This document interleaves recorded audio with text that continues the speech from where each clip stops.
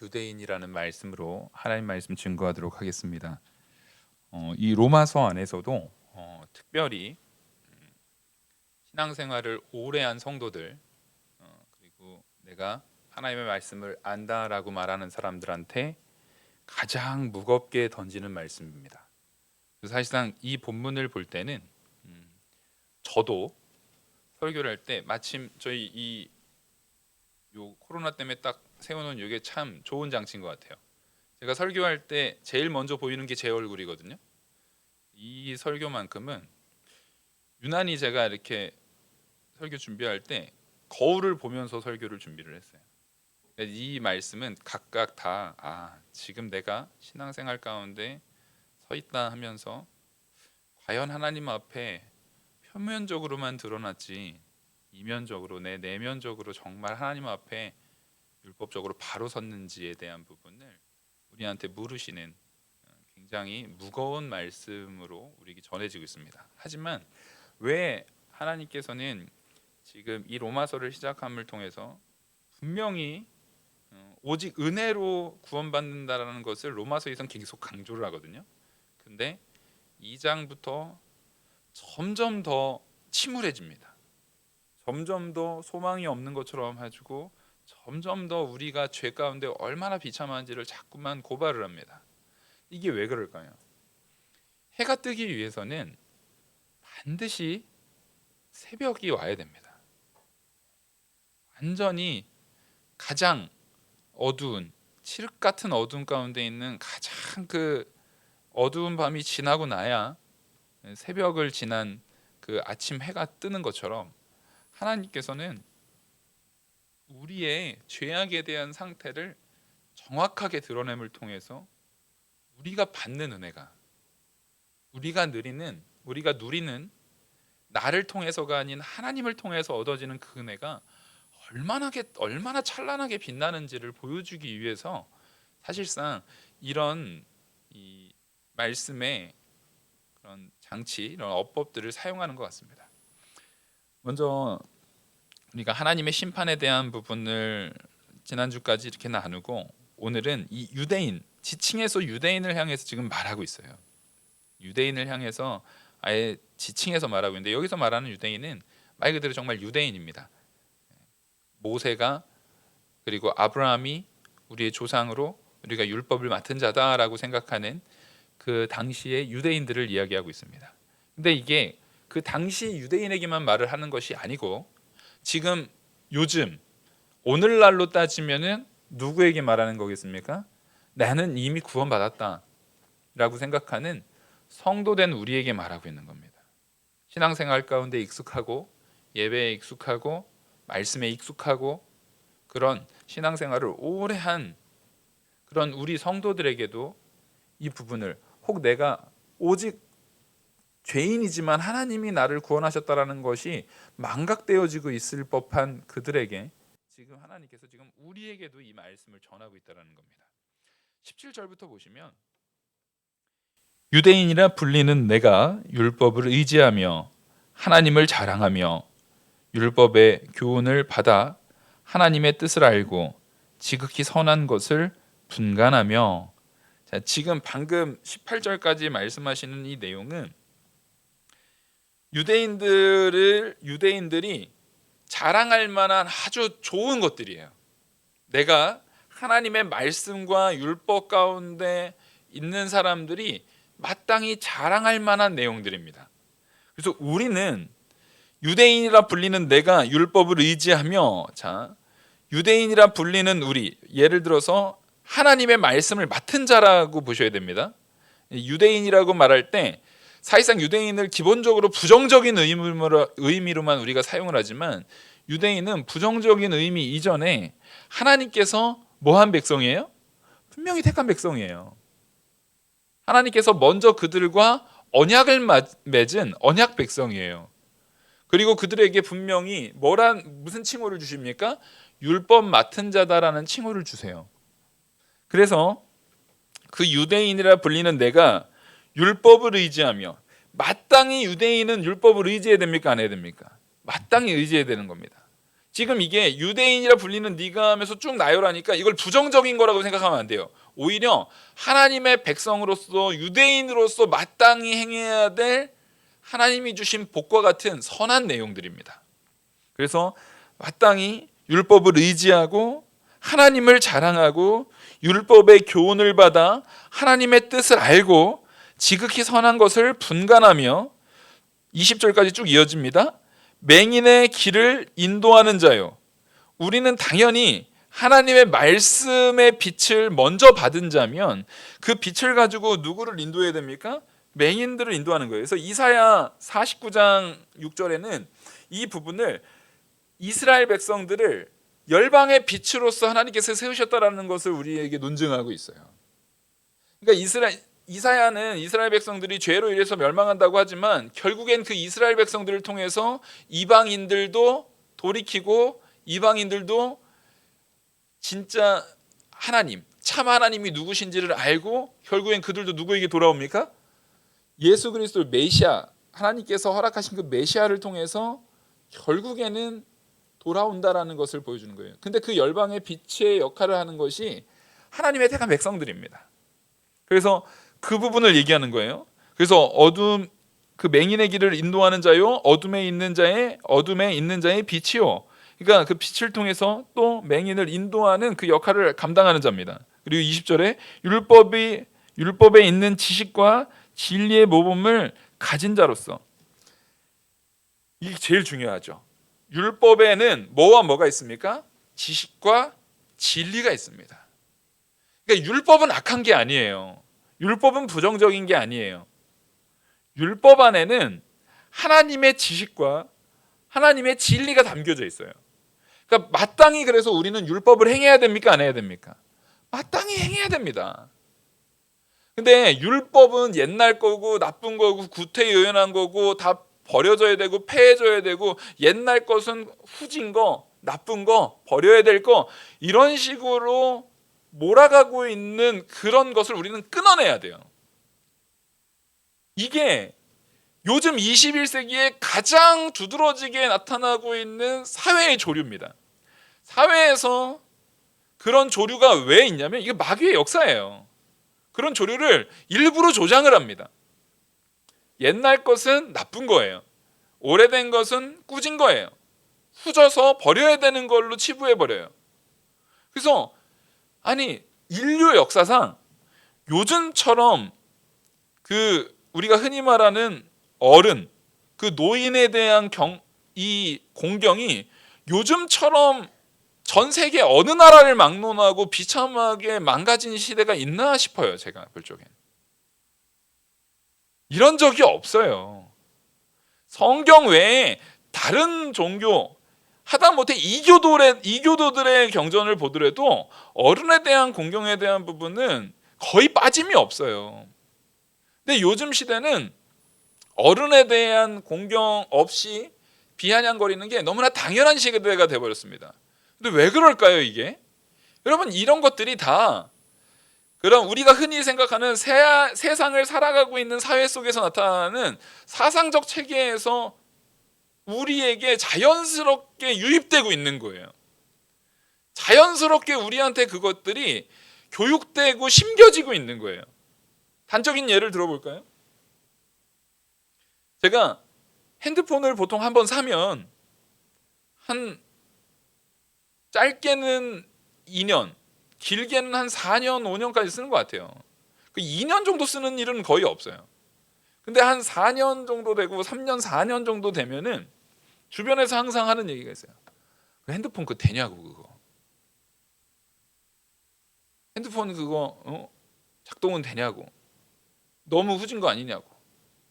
아니, 핸드폰 요즘 좋은 거 많은데 바꾸라고. 그래요, 안 그래요, 요즘에? 그래요. 가전제품들 보면은요, 빨리 새 걸로 바꿔야 될 것 같아요. 차도 빨리 새 걸로 바꿔야 될 것 같아요. 그러면서 핸드폰이 좋은 폰과 나쁜 폰에 대한 기준이 뭡니까? 새 거면 핸드폰 좋네요. 좋은 폰이라 그래요. 근데 좀 오래되면 핸드폰 나쁜 폰이라고 그래요. 얘도 몇 년 전엔 좋은 폰이었거든요. 근데 언제부터 이게 핸드폰이 그 기능을 하느냐 못하느냐가 아니라 그 핸드폰이 오래됐느냐 아니면 최신냐에 따라서 좋고 나쁨이 결정이 됐습니까? 오래됐어도 내가 사용하기에 부족함이 없이 기능을 발현하면 그게 나쁜 폰입니까? 그게 나쁜 핸드폰인가요, 그게? 좀 오래됐어도 내가 활용하기에 부족함이 없는 기능을 발휘하는 자동차는 나쁜 자동차입니까? 아니, 그렇지 않아요. 근데 우리는 요즘엔 그게 나쁘다라고 말해요. 말의 표현이 그래요. 그걸 나쁘다라고 말해요, 이제는. 새 거가 아니면 뭐가 된 시대예요? 나쁜 게 된 시대예요. 여러분, 인류 역사상 그런 적이 없어요. 기능을 발휘하면 그 기능을 따라서 그냥 사용했던 겁니다. 좋고 나쁨이 아니에요. 오히려 옛날에는 그 기능을 오랫동안 할아버지 때부터 물려 쓰면서 오랫동안 그 기능을 유지하면서 잘 관리해가지고 썼던 게 좋은 의미로서 표현되는 시대가 우리나라도 얼마 전이에요. 제가 지금도 기억나는 게 정확하게 그 수필 제목이 생각은 안 나는데 제가 초등학교 4학년 때였던 것 같아요. 그 무슨 내용이 뭐였냐면 정리벽이라는 그 수필이었어요. 정리벽이라는 거였는데 그 이제 그 상 있잖아요. 책상처럼 사용하는 상인데 그 상을 그 수필하는 작가가 이렇게 잘 정리하고 얘를 오랫동안 사용하려고 그 상 위를 항상 이렇게 약간 기름 묻혀서 닦아내고, 그러니까 옛날부터 사용하던 거예요. 옛날부터 사용하던 것을 기름 묻혀서 닦아내면서 이것을 잘 정돈해가지고 사용할 때 거기에서 묻어나는 고풍적인 부분이라든가 이것이 오래도록 나하고 익숙해져서 내가 오래도록 사용하는 거에 대한 부분을 굉장히 아름답게 표현한 수필이었거든요. 그게 제가 아직도 기억이 나요. 그러니까 분명히 그 내용 속에서 바라볼 적에는 옛날 게 나쁜 겁니까? 오래된 건 나쁜 걸로 치부합니까? 전혀 그렇지 않아요. 근데 요즘에는 조금만 오래된 거 있으면 그 골동품, 그 구닥다리, 여기 폰 좀 바꿔요. 뭐 좀 바꿔요. 그거 좀 바꿔요. 자꾸 그런 시대가 돼버렸어요. 그래서 그게 물건에만 이게 한정돼 있으면 그나마 다행인데, 이것이 이 사람이 사는 시대는 사상 체계가 자꾸만 들어와요. 우리한테 자꾸만 들어오기 때문에 그것이 옛날 건 다 나쁜 걸로 치부가 돼버립니다. 옛날에 가르쳤던 내용들은 다 무지하고 나쁜 거, 그 우리가 흔히 얘기하는 것처럼 그게 언제적 얘기야. 예, 요즘에는 안 그래. 그게 요즘이 어느 시대인데 이렇게 말해버려요. 여러분, 시대를 초월해서 조선 옛날의 과거에 성경에서 부모 공경하라고 했어요. 그 성경에 있는 게 부모 공경을 처음 얘기했던 거는 약 4,000년 전이에요. 아유, 4,000년 전에나 그랬지. 요즘엔 안 그래. 맞나요?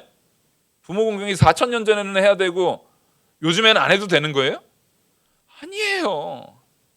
진짜 가치라는 것은 시간을 초월합니다. 그래서 기독교인은 우리가 보수주의, 우리 영화교회 자체가 보수주의 교회잖아요. 저는 우리 영화교회가 보수주의 교회인 것이 너무 감사하고 너무 좋아요. 그래서 저는 우리 교단에서 목회를 하는 거예요.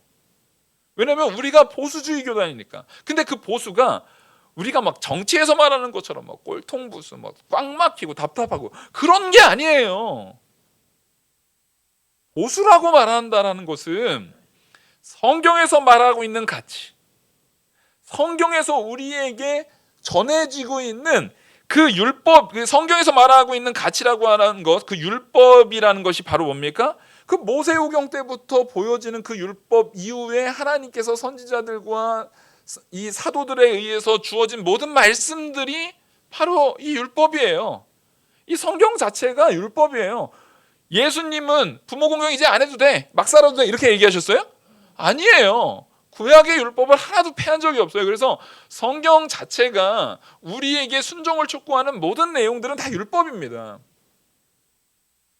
그 율법에 대한 내용이 지금 본문에서 뭐라고 말합니까? 율법이 그 지식과 그 진리가 율법에 있다라는 거예요. 율법은 절대 그냥 우리가 대충 옛날 거니까 아유 옛날에나 그랬지라고 할 수 있는 게 아니라는 거예요. 그래서 우리는 진짜 그게 참된 지식이면, 그리고 참된 진리면 그걸 어떻게 해야 됩니까? 반드시 보수해 나가야 되는 거예요. 이걸 지켜나가야 되는 거예요. 그 가치를 지켜나가야 되는 거예요. 그 가치를 사수해 나가야 되는 거예요.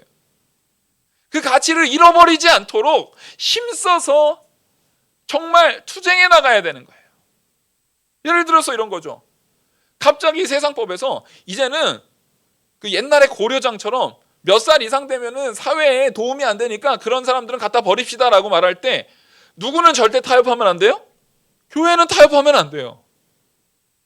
교회가 타협할 수 없는 내용들이 있어요. 교회가 절대 받아들일 수 없는 내용들이 있어요. 교회는 가정이 깨트러지면 됩니까? 안 됩니까?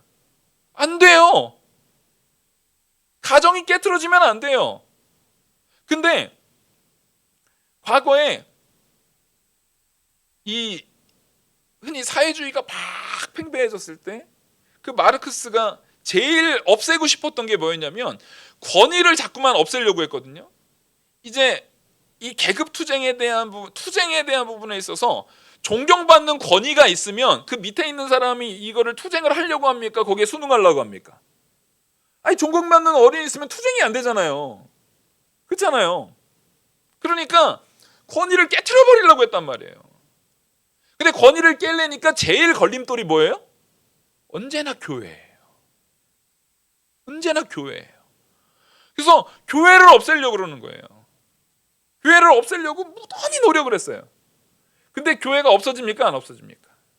여태까지 안 없어졌어요. 무던히 노력을 해도, 근데 교회를 깨뜨리려고 사람들한테 막 투쟁하는데 이 사람들이 교회만 갔다가 오면은 은혜 받고 와가지고 투쟁하고 했던 사람들이 막 열심히 투쟁을 가르쳐놨더니 교회만 갔다 오면은 아유 하나님의 은혜로 원수까지 사랑해야 되는데 내가 투쟁하면 안 되지. 아니 원수까지 사랑하는데 투쟁이 됩니까? 안 돼요 그게. 근데 그게 도대체 저 교회를 어떻게 없앨까 생각해봤더니 교회에다 막 분탕질을 해요. 근데 그래도 안 되는 게 뭐냐면 교회에 대한 불신을 가졌다가도 집에만 가면 존경하는 나의 아버지가 있잖아요. 존경하는 나의 어머니가 있잖아요. 그 아버지 어머니가 그래도 너 하나님 말씀대로 살아야지. 너 신앙생활 열심히 해야지. 이렇게 말하면 그 자녀가 녹아내리잖아요. 자녀가 녹아내리는 거예요. 그러니까 다시 교회에서 내가 불만 가졌다가도 내가 존경하는 아버지 보고 내가 존경하는 어머니 보고 다시 가는 거예요.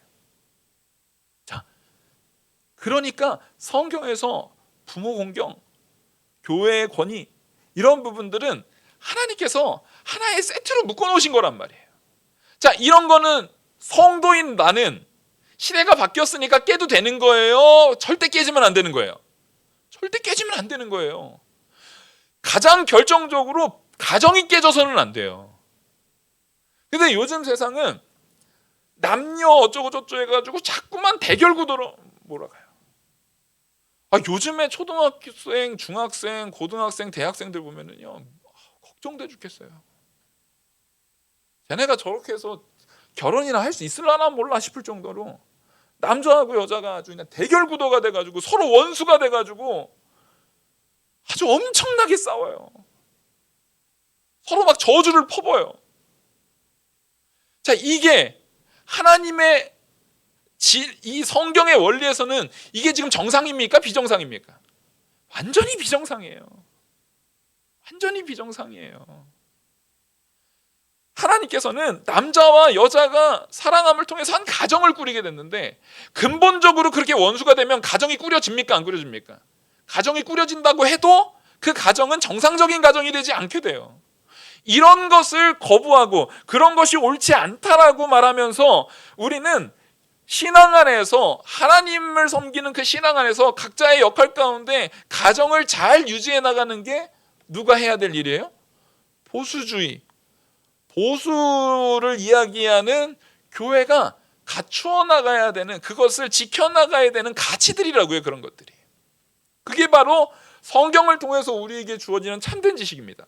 제가 방금 말씀드렸던 게 무슨 기준으로 말씀드리는 거예요? 전부 다 성경에서 그게 옳다라고 말하니까 우리는 그걸 지켜나가야 됩니다라고 제가 지금 말씀을 드리고 있는 거잖아요. 기준을 어디서 두는 거예요? 그 지혜와 진리의 기준을 성경에서 두는 거예요.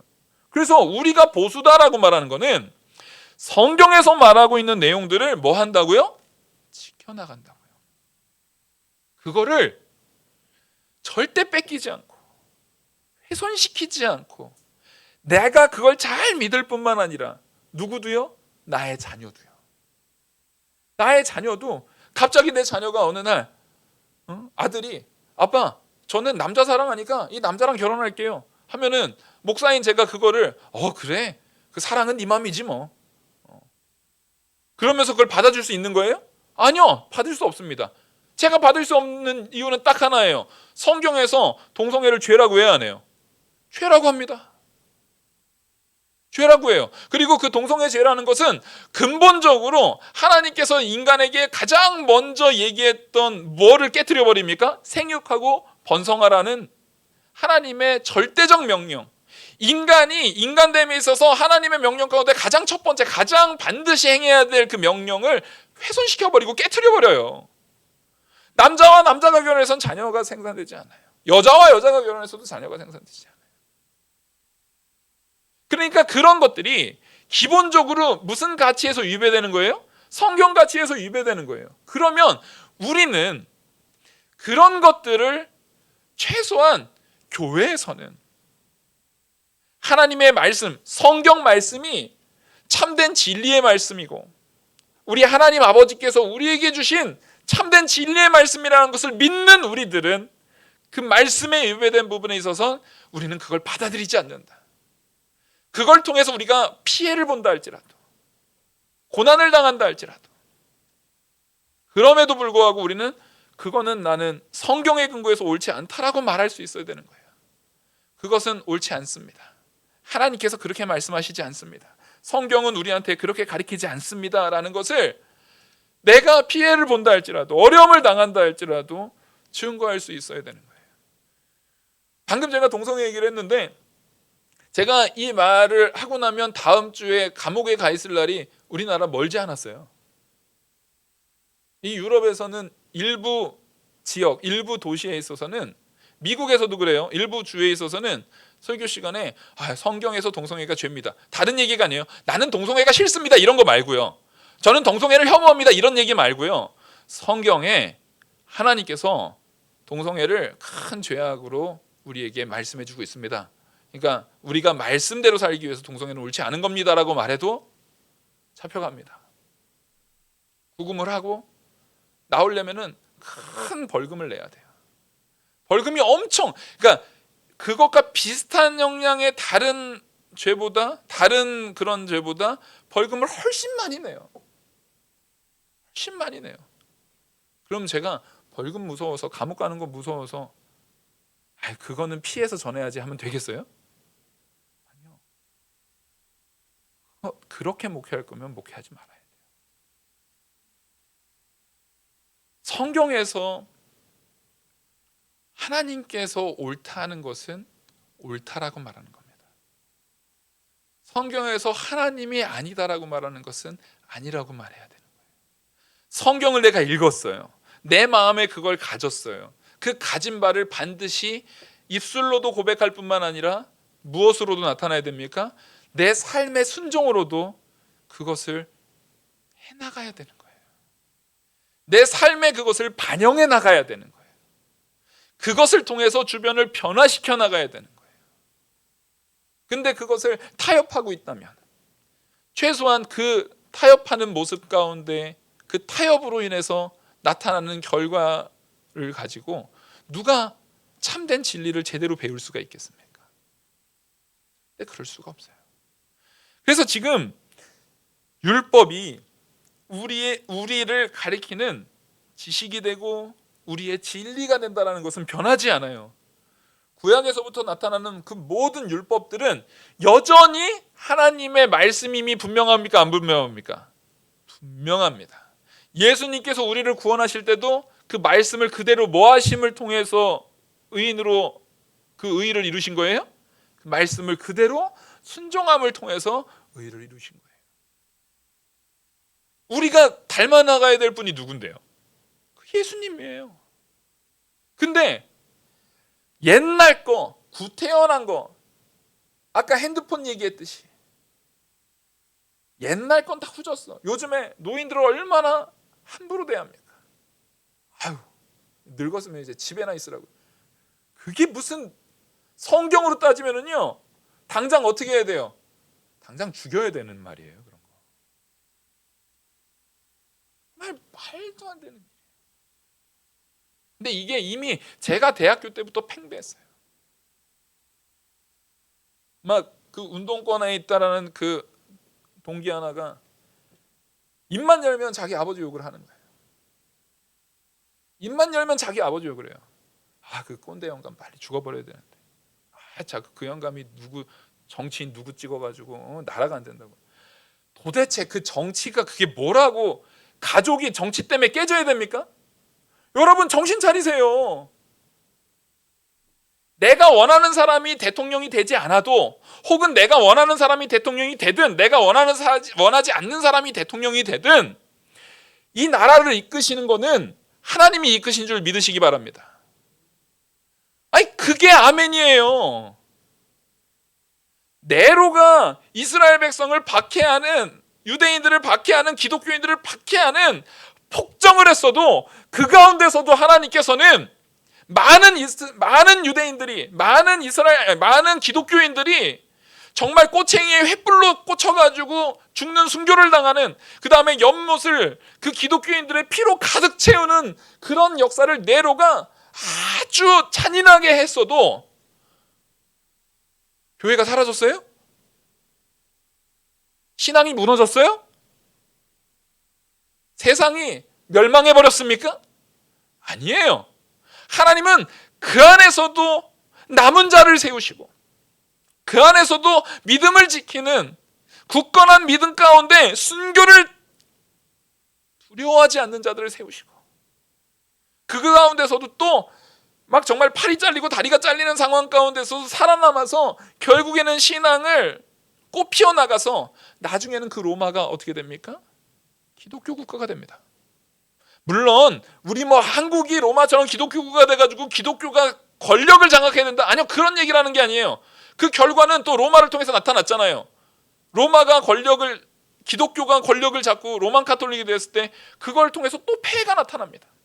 역사는 우리한테 그걸 보여주는 거예요. 거기에서 우리가 붙들어야 되는 건 뭡니까? 내 욕심을 위해서, 내 가치를 위해서 힘을 쓰는 것이 아니라, 나는 그냥 나 개인으로, 혹은 우리 교회 안에서, 우리 공동체 안에서 누구의 뜻이 이루어지기를 순종해 나가는 거예요? 하나님의 뜻이 이루어지기를 상한 상태에서, 어려운 가운데에서도 순종해 나가는 거예요. 근데 그걸 가지고 한 집안에서 아버지랑 아들이 싸우고, 여자랑 남자가 싸우고, 한 나라에서 서로 지역이 진영으로 갈려져서 원수가 되고, 옛날에는 안 그랬지만 요즘에는 그래도 되는 겁니까? 아니요, 그런 건 없어요. 그런 건 우리가 속고 있는 거예요. 여러분, 언제나 나랑 생각이 다른 사람이 있다 할지라도 먼저 우리가 붙들어야 되는 가치는 뭡니까? 사랑으로 감화시킬 마음이 있어야 되는 거예요. 그게 내 자녀면 더 사랑해야죠. 그게 내 부모면 더 사랑해야죠. 도대체 거기에 왜 서로 원수가 되는 것은, 이거는 성경에서 원했던 부분이 전혀 아니에요. 하나님께서 우리에게 그런 걸 원하셨던 적이 한 번도 없어요. 근데 시대가 바뀌었기 때문에 그래도 됩니까? 그렇지 않아요.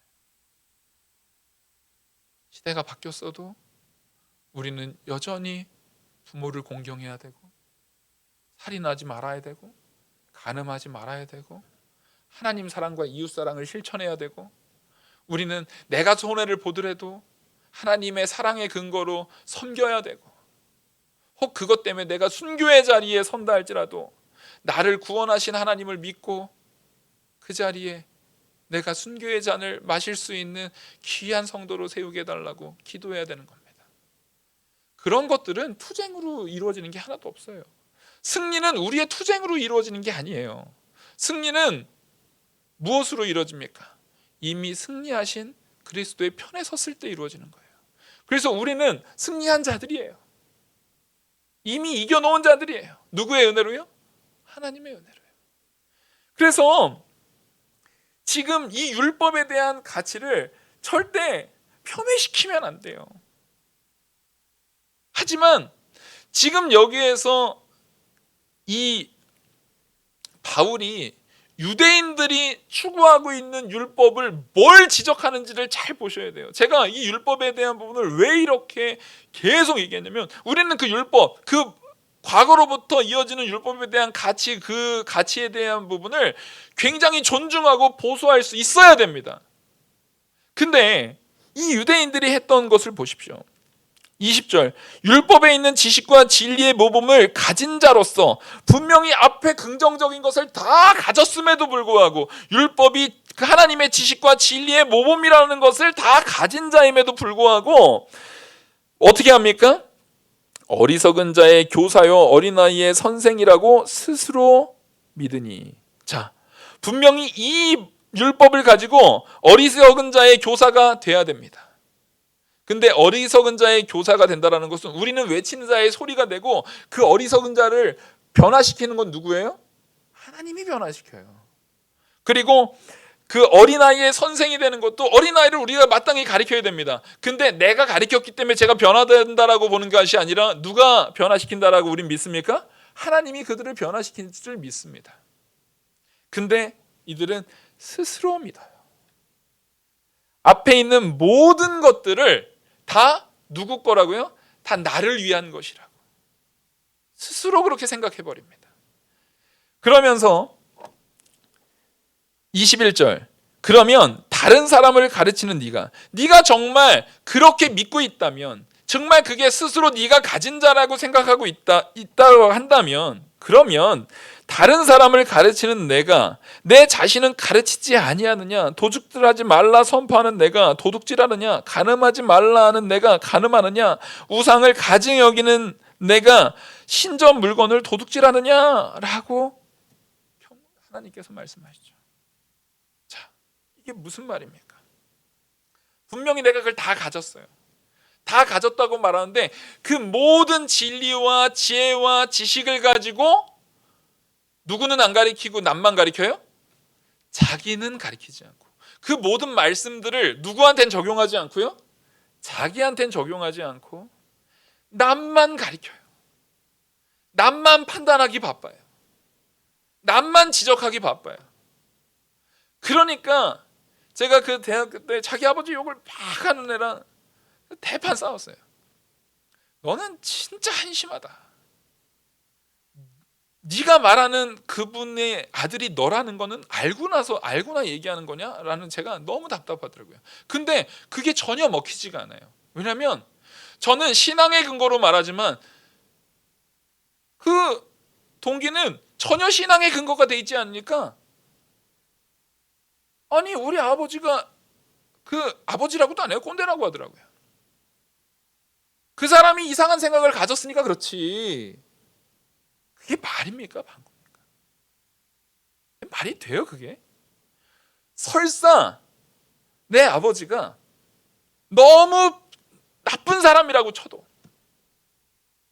아버지의 역할을 전혀 안 하는 나쁜 사람이라고 쳐도, 정말 내가 성도면 그 아버지를 위한 최소한 내가 할 수 있는 한의 최소한의 사랑, 최소한의 아들로서의 도리를 성경에서는 하라고 해요. 안 해도 된다 그래요. 마땅히 해야 되는 거예요. 마땅히 해야 되는 거예요. 그 사랑을 근거로 변화시켜야 되는 거예요. 그리고 그 내용들을 사랑을 근거로 하려면 누가 사랑해야 되는 거예요? 그 사람이 사랑해야 되는 게 아니라 내가 사랑해서 그걸 드러내야 된다고요. 나한테 적용해서 그걸 순종으로 나타내야 된다고요. 그걸 나한테 그 말씀이 역사되게 해야 되는 거예요. 그 지식과 진리가 다른 사람한테 역사해서 내가 유익을 볼 내용이 아니라 내 안에서 역사돼서 내가 남들에게 빛이 되고 소금이 되고 유익이 되고 사랑이 되고 예수 그리스도를 증거하는 복음의 전도자가 돼야 되는 거예요. 나로부터 나가야 되는 거예요. 우리가 손양원 목사님 같은 분을 왜 존경합니까? 그분이 그런 삶을 드러냈으니까요. 근데 정작 우리는 분명히 손양원 목사님이 좋다라는 걸 알면서도 정작 누가 손양원 목사님처럼 되려고 하지는 않아요? 나는 아니야. 나는 그건 좀 힘들지. 나는 아니고 대신에 아니 당신네들은 손양원 목사님처럼 돼야지 라고 생각하는 거예요. 나는 그건 좀 힘들지만 다른 사람은 마땅히 그래야 된다라고 생각해요. 이런 모순이 어디 있습니까? 근데 지금 딱 누가 그러고 있는 거예요? 유대인이 그러고 있는 거예요. 그리고 또 누가 그러고 있는 거예요? 신앙을 오랫동안 믿고 있는 우리들이 그러고 있지 않는지 돌아보라는 거예요. 우리는 정신을 바짝 차리고 신앙생활을 해야 됩니다. 그래서 지금 이 말씀을 하면서 정작 너희들이 가늠한 자가 아니냐, 우상 섬기는 자가 아니냐, 신전 물건을 도둑질한 도둑들이 아니냐. 근데 이게 이스라엘 백성들이 그때 있는 사람들이 전부 다 가늠하고 도둑질하고 전부 다 우상 섬겼다는 얘기가 아니에요. 이 말씀은 예레미야 7장 9절의 말씀을 보여주고 있는 거예요. 예레미야 7장 9절에서의 말씀을 근거로 지금 우리의 상태가 남을 판단하는 게 아니라 내 내면을 정말 깊이 있게 성령의 조명으로 비춰보면 우리가 다 어떤 사람이다?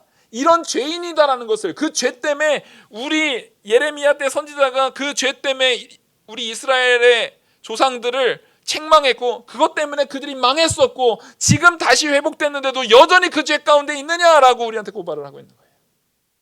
그러면서 23절 율법을 자랑하는 내가 율법을 범함으로 하나님을 욕되게 하느니라. 바로 우리가 율법을 열심히 자랑하면서 내가 3대째 믿는 집안이고 내가 지금 하나님의 말씀 가운데 내가 무슨 직분을 가졌고 내가 목사고 내가 교회에서 몇 년을 섬겼고 이걸 가지고 말로는 자랑하면서 정작 뭐하지 않음으로요? 삶으로 하나도 드러내지 못함으로, 삶으로 하나도 사랑을 드러내지 못함으로, 아니 가정에서 가정끼리도 화합하지 못하고, 아니 남녀는 한참 그 나이 때면은 서로 그냥 불꽃 튀겨가지고 서로 사랑해야 될 나이에 서로 원수지간으로 만들고, 이게 말이 안 되는 거 아닙니까? 우리가 마땅히 해야 될 것들을 하지 못하게 만드는 것들을 우리는 당연히 막아야 되는데 그런 것들이 우리를 망쳐버린다라는 거예요. 정작 그거를 순종하지를 않아요. 내가 마땅히 사랑해야 될 바를 사랑하지 않아요. 내가 마땅히 행해야 될 바를 행하지 않아요. 그런 행동들이 누구에게 모욕이 된다라는 거예요? 하나님께 모욕이 되는 거예요. 이 모든 세계를 창조하신 하나님께서 이 모든 세계를 창조해서 하나님의 창조 질서대로 돌아가게 했는데 그것을 사람의 죄 때문에 망가지고 있잖아요. 망가졌잖아요. 그 망가진 것을 다시 회복시키기 위해서 택한 백성을 하나님께서 택하셨고 그리스도를 보내주셨음에도 불구하고 그 그리스도를 받아요. 십자가에 못 박아요. 십자가에 못 박아버리는 거예요. 누구 이익을 위해서요? 자기네들의 기득권을 위해서, 자기네들의 이익을 위해서. 그런 행동들, 유대인이라고 말하는 사람들이, 신앙인이라고 말하는 사람들이, 하나님을 안다라고 하는 사람들이 그런 행동함을 통해서 하나님이 모독을 당하는 거예요. 25절 내가 율법을 행하면 할례가 유익하나 만일 율법을 범하면 내 할례는 무할례가 되느니라. 그래, 너 할례 받는 자라고. 지금 여기서 할례라고 말하는 것은 딱 할례하면 제일 먼저 누굴 떠올려야 됩니까? 언약의 표징이에요. 아브라함을 떠올려야 됩니다. 아브라함이 창세기 17장에서 이 할례의 표징을 받음을 통해서 할례하면 아브라함, 바로 믿는 자의 표상이에요. 그러니까 지금 할례라는 것이 앞에 율법 받은 자와 할례는 사실상 동의어로서 연결되고 있는 겁니다. 다시 한번 더 확인시켜 주는 거예요. 네가 보다 유대인으로서 와보자. 네가 정말 아브라함의 자손이고 정말 할례 받은 자로서 내가 표가 있다라고 하는데 정작 그 표를 받고 율법을 범하면, 율법을, 그러니까 앞에서 율법은 모세를 기준으로 얘기한 거고, 지금 할례는 아브라함을 기준으로 얘기한 거예요. 이 두 인물이 다 누구예요? 유대인들이 제일 자랑하는 인물들. 그 둘을 들어서 얘기하는 거예요. 근데 니네가 할례 받은 자라고 하면서 그것을 정작 모세의 율법을 행하지 않으면, 정작 네 자신한테 그건 행하지 않고 남을 판단하는 데만 사용하고 네 자신한테 행하지 않으면 그건 무할례가 된다는 거예요. 전혀 반대, 아무런 의미가 없다라는 거예요. 그래서 26절에 이렇게 말합니다. 그런즉 무할례자가 율법의 규례를 지키면 그 무할례를 할례와 같이 여길 것이 아니냐. 오히려 반대로 너희들이 무할례자라고 말하고, 그러니까 무할례자라고 말하는 이방인 기독교인들이죠. 이방인 출신 기독교인들이 정작 하나님의 말씀을 순종하고 나가면 오히려 그들을 하나님께서는 더 할례자로 여기지 않겠느냐. 하나님의 택한 백성으로 더 세우지 않겠느냐.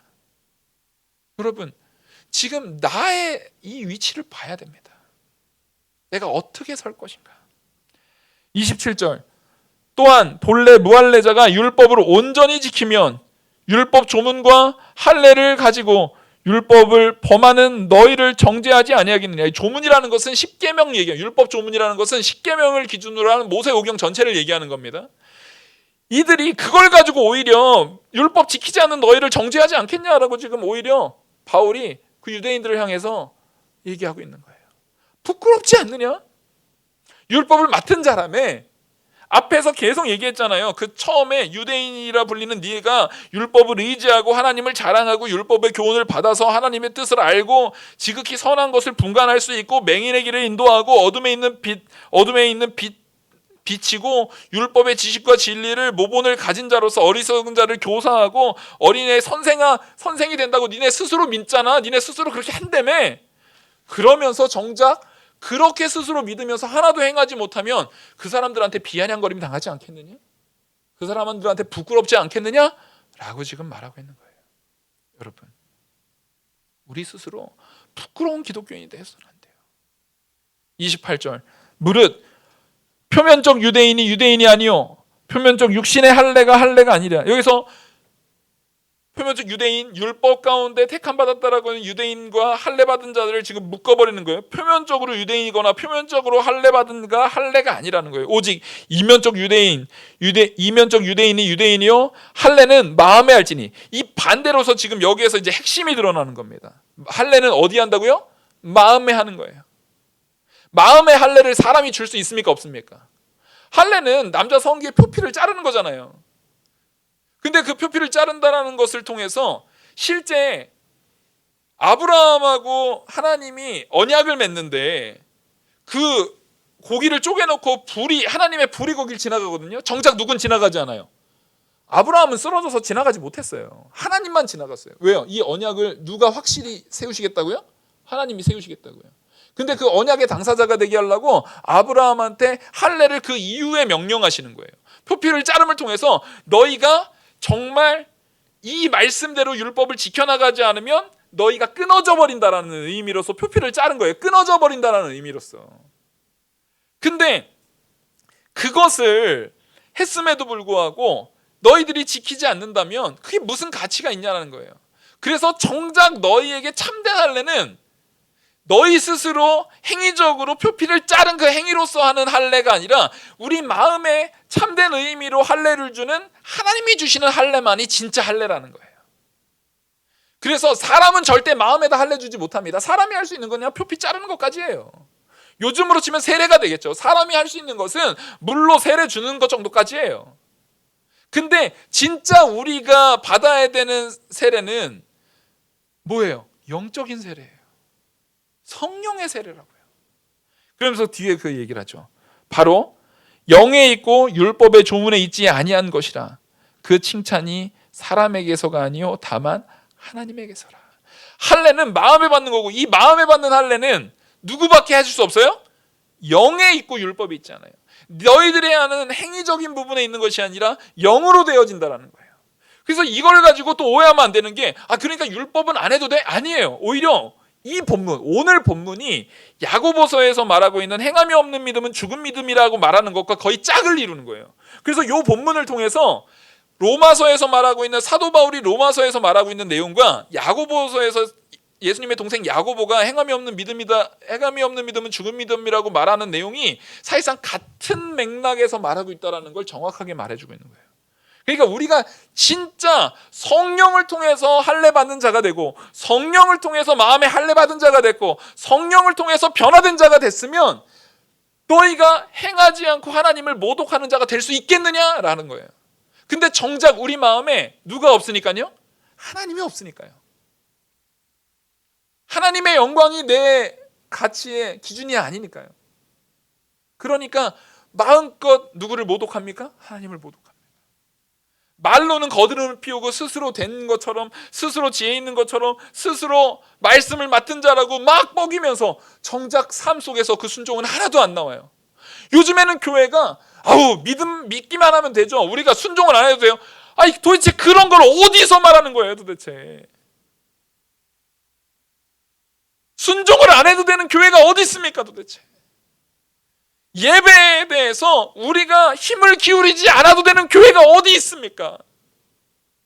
코로나라고 해도 마음에 코로나니까 어쩔 수 없지라고 말하기 이전에 안타까움은 있어야 될 거 아니에요. 마음에 예배를 사모하는 마음은 있어야 될 거 아니에요.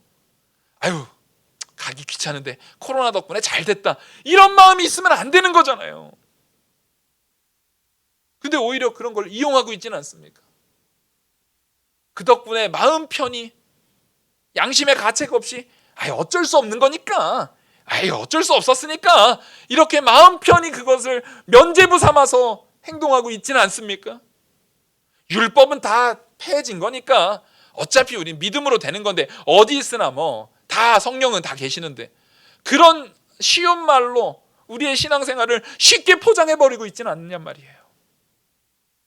진짜 하나님께서 우리한테 물으실 때 우리가 떳떳하게 말할 수 있냐는 말입니다. 우리 성도 여러분, 우리는 하나님을 통해서 변화된 자예요. 마지막 말씀처럼 그 칭찬이 사람에게서가 아니라 하나님에게서라는 거예요. 사람이 잘한다 아무 소용없어요. 그게 뭐가 중요해요?